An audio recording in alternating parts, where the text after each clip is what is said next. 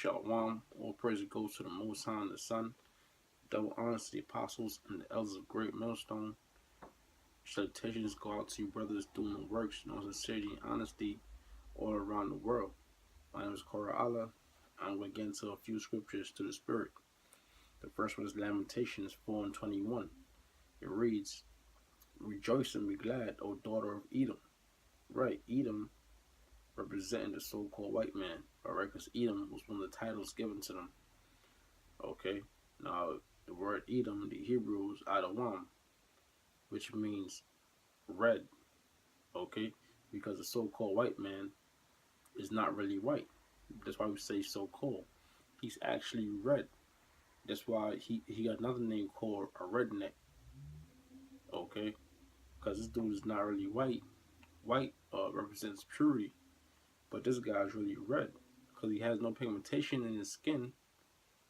All right, so the blood, you can see his blood through his skin, and that makes him red.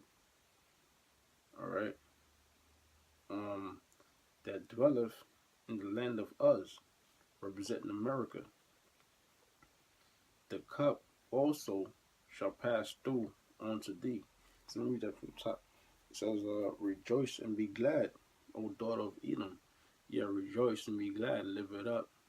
All right, mainly the elites, man, because a regular Edomite that you see on your day-to-day basis that work at the same place you work at, they don't really have money to live it up. They try and pay their bills just like me and you, okay? But they talking about these rich Edomites, all right? These rich so-called white people and the elites, all right? Live it up and rejoice, all right? Go on those 3 months vacations, all right? Go do all the sightseeing you want to see. Take round the world trips. Visit places you never visited. All right. Do all these see uh, all these exotic things you want to see. All right. Get it all out your system. Right, because you on your last leg, man. You in your last leg. America's on its last leg. If someone told you you got 5 weeks to live, you're gonna uh you're gonna start trying to complete everything on your bucket list on your till you had like 5 months to live. You're gonna try to complete everything on your bucket list. All right. So right now, the scripture is saying, "Rejoice and be glad, O daughter of Edom." Meaning what, man? Start checking off that bucket list. That dwelleth in the land of Uz. The cup also shall pass through unto thee. That cup is talking about slavery. Okay.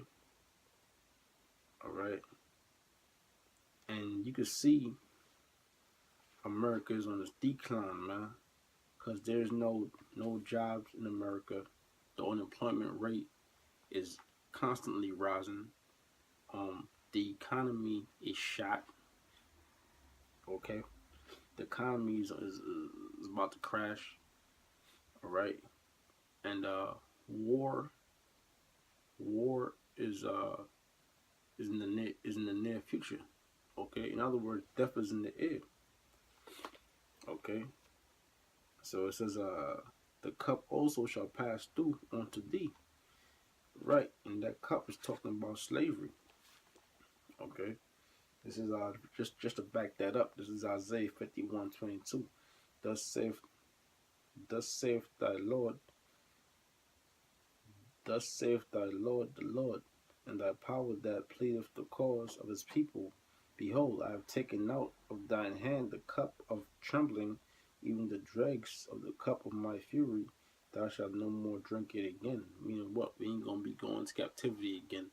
All right, that's the dregs. That's the cup of the Lord's fury. All right, putting us in hardcore bondage under the so-called white man. It says, "But I will put it into the hand of them that afflict thee, which have said to thy soul, Bow down, that we may go over.